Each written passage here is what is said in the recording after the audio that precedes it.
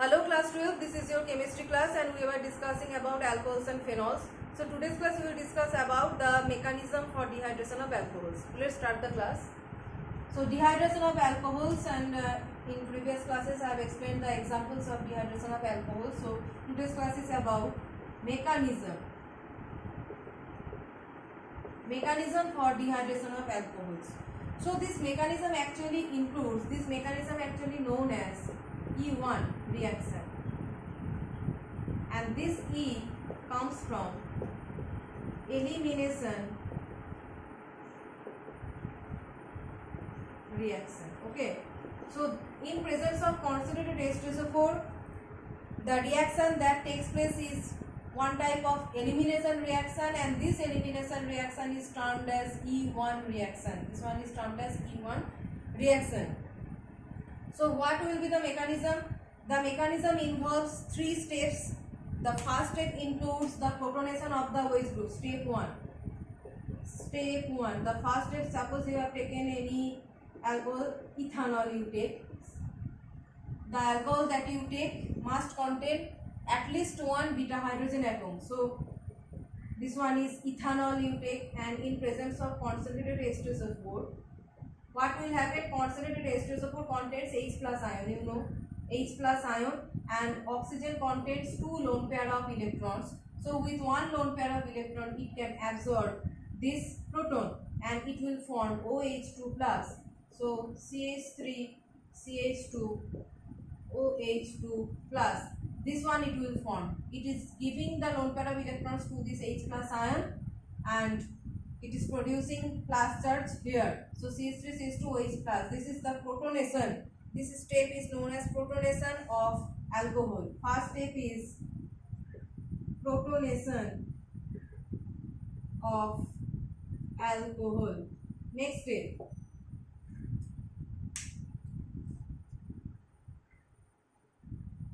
step 2 is dehydration of alcohol. So as I have said in previous classes that dehydration of alcohol produces alkenes, and dehydration takes place by absorbing one beta hydrogen atom and the OH group. OH group and the beta hydrogen atom combined in a combined way eliminates one water molecule. So the next step, that is actually the first step, includes the protonation of this OH group, and after this OH group, see, if you eliminate this charge, this portion looks like a water molecule, right? So that is why the second step is the dehydration step. That is only after protonation of this OH group, dehydration of alcohol can take place, because this OH2 part looks like an alcohol. So now this will eliminate. So CH3 CH2 OH2 plus, CH3 CH2 OH2 plus, and the second step is the dehydration of alcohol, that is minus H2O. This H2O will eliminate and a carbocationic intermediate will form. This one is known as carbocationic intermediate. Carbocationic intermediate is formed. So for your information, the main thing in this mechanism is that this step 2 is the slowest step of the reaction.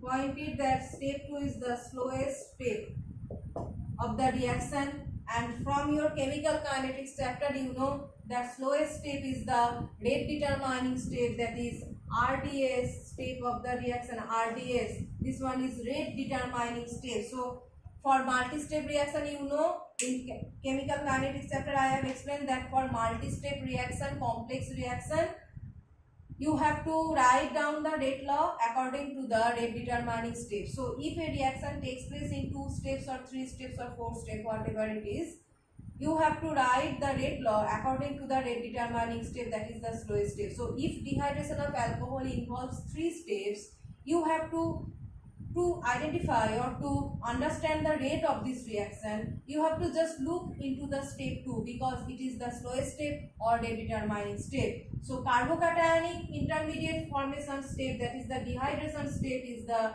slowest rate determining step. Now step 3.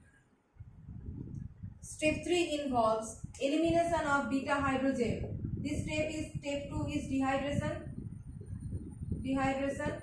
and step 3 is elimination of beta hydrogen. So from this carbocationic intermediate, now what will happen? CH3 we can write it as CH2, CH2H and CH2 plus.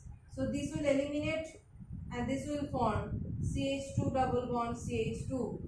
So this one is beta hydrogen. So step 3 is actually beta hydrogen elimination. So though in our examples we were writing the rehydration step in one way, that is hydrogen atom is eliminating in one step, but that is not true. The whole reaction occurs in 3 steps. Step 1 involves protonation of OH group. Step 2 involves dehydration step forming the carbocationic intermediate, and this is the slowest step. And step 3 involves the elimination of beta hydrogen producing the alkene product. So why this beta hydrogen get eliminated? Because this one contains positive charge and carbocation always tend to neutralize this positive charge. So due to the formation of this positive charge, to neutralize it, the hydrogen atom, the beta hydrogen atom will give these 2 electrons here and will neutralize this positive charge and it will eliminate as H plus ion. So after formation of carbocationic intermediate, to neutralize this positive charge, this hydrogen atom, beta hydrogen atom eliminates, giving this 2 electron pair here forming a double bond. You can see that here valency of carbon is 3, 1 bond and 2 hydrogen bonds. So 3 bond and 1 valency is less than carbon valency is 4 and here only 3 bond is present. That's why only positive charge. And if you see here, you can see 2 bond and 2 hydrogen bonds. So 2 to 4 bonds are present. So carbon valency 4 is fulfilled here. So that is the whole mechanism. So if we discuss it with another example, like if we take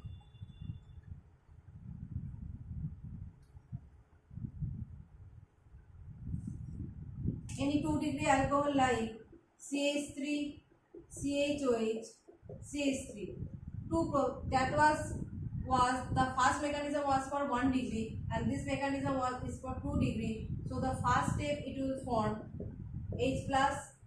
So it will form CH3CH OH2 plus and CH3 water molecule eliminates. This is the second step. This is the slow step. So CH3 CH plus CH3 and in the third step this hydrogen will eliminate and it will form propene. This is the whole mechanism. So rate law will be rate constant K into concentration of according to this. So the carbocationic intermediate is this. So it will depend upon this one and depend upon the stability of this carbocationic intermediates. More stable the carbocation is, more faster will be the reaction. Okay. With increasing stability of this carbocationic intermediate, the rate of the reaction increases. So if you see the stability order of carbocationic intermediate, stability order of carbocation is 1 degree, less than 2 degree, less than 3 degree. So on going from 1 degree to 2 degree to 3 degree carbocationic intermediate, the stability increases. So accordingly, the dehydration rate increases. So this one is 2 degree, this one is 2 degree carbocationic intermediate, and if you take 3 degree alcohol, the produced carbocationic intermediate will be 3 degree. So for ethanol, the carbocationic intermediate was 1 degree. For this propan 2-ol, the carbocationic intermediate is 2 degree, and for the third example, tertiary butyl alcohol, the carbocationic intermediate will be 3 degree. So the rate, this is the slowest step, and the rate depends upon the stability of this carbocationic intermediate. So when we are going from 1 degree to 2 degree to 3 degree, the stability of this carbocationic intermediate increases, and that's why the rate of dehydration increases. So the rate of dehydration will follow the order. For 1 degree, less than 2 degree, less than 3 degree alcohols. It just follow the same order of carbocationic intermediate stability. Carbocationic intermediate stability is 1 degree, greater than 2, less than 2 degree, less than 3 degree. So towards 3 degree it is increasing. So the rate of dehydration towards 3 degree is also increasing, just the same rate. So why accordingly to the stability of carbocation intermediate? Because this carbocation intermediate formation step is the slowest step or rate determining step of the reaction. So in the next class we will discuss about the oxidation of alcohols.